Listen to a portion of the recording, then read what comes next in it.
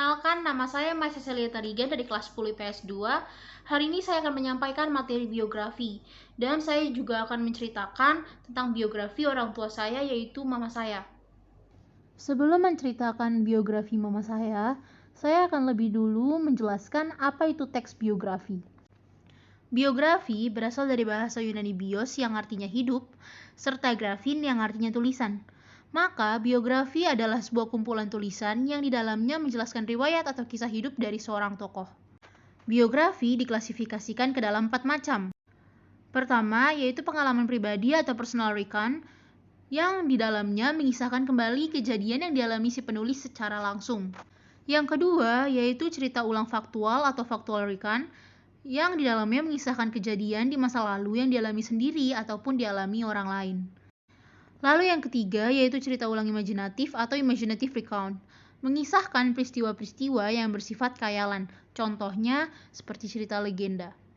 Dan yang terakhir adalah cerita ulang prosedur atau procedural recount, berisi latar belakang atau asal-usul kejadian.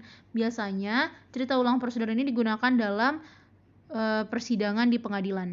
Biografi juga memiliki 3 unsur utama, yaitu penokohan, latar, dan juga alur. Struktur teks biografi, yang pertama ada orientasi. Orientasi ini berisi seperti pengenalan seorang tokoh. Lalu ada kejadian-kejadian penting, seperti kisah hidup tokoh yang diceritakan. Dan yang terakhir adalah reorientasi. Reorientasi ini biasanya berisi penilaian dan juga kesimpulan. Setelah menjelaskan apa itu teks biografi, saya akan menceritakan biografi tentang mama saya. Mama saya bernama Dewi B.R. Sembiring. Beliau dilahirkan di Gurukinayan pada tanggal 1 April tahun 1967. Beliau merupakan anak pertama dari Ibu Dita Ginting dan juga Bapak Hidup Sembiring. Beliau menghabiskan masa kecilnya sebagai seorang anak petani dan berhasil lulus dari Sekolah Perawat Kesehatan pada tahun 1989 dan merantau ke Jakarta untuk mendapatkan SKCPNS di tahun 1990. Selain itu, beliau juga menikah di tahun 1990. Pada tahun 2016, beliau memutuskan untuk melanjutkan pendidikannya ke jenjang D3 dikarenakan tuntutan pekerjaan dan berhasil lulus sebagai sarjana D3 Akademi Keperawatan pada tahun 2017. Mama saya adalah orang tua tunggal dikarenakan ayah saya yang meninggal pada tahun 2011. Namun hal tersebut tidak membuat mama saya pantang menyerah untuk membiayai ketiga anaknya. Sehingga dikarenakan semangat mama saya, abang dan juga kakak saya berhasil lulus sebagai sarjana S1. Mama saya sangat tidak suka memasak karena menurut beliau memasak itu sangat kotor dan merepotkan. Namun, mama saya sangat suka menanam. Padahal kan nanam sama masak sama-sama kotor ya. Lebih kotor nanam malahan kan ngorek-ngorek tanah. Tapi ya udah.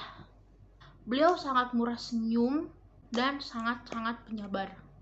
Saat mama saya kecil, kakek saya membuka warung kopi. Karena posisi tempat tinggal mama saya yang pada saat itu berada di bawah gunung, biasanya yang membeli minuman atau makanan di warung tersebut merupakan pendaki. Tidak jarang pendaki-pendakinya adalah orang-orang yang berasal dari luar negeri. Mama saya mengaku, saat beliau kecil, beliau fasih berbahasa Inggris dan bahasa Belanda. Tapi karena faktor umur sekarang, beliau hanya tahu good morning dan thank you dalam bahasa Inggris. Sisanya saya tahu itu semua ngarang. Itu hanya untuk memberikan reward pada diri sendiri karena sudah bekerja keras di masa kecilnya. Mama saya sangat hobi menanam. Beliau membeli banyak sekali tanaman, lalu diletakkan di halaman depan kamar.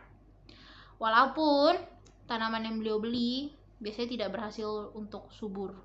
Katanya sih karena faktor tanah, faktor matahari, faktor air, dan segala macam. Padahal emang sebenarnya mama saya nggak hoki aja nanam gitu. Oke, segitu aja biografi tentang mama saya. Kurang lebihnya mohon dimaafkan dan terima kasih. Bye-bye.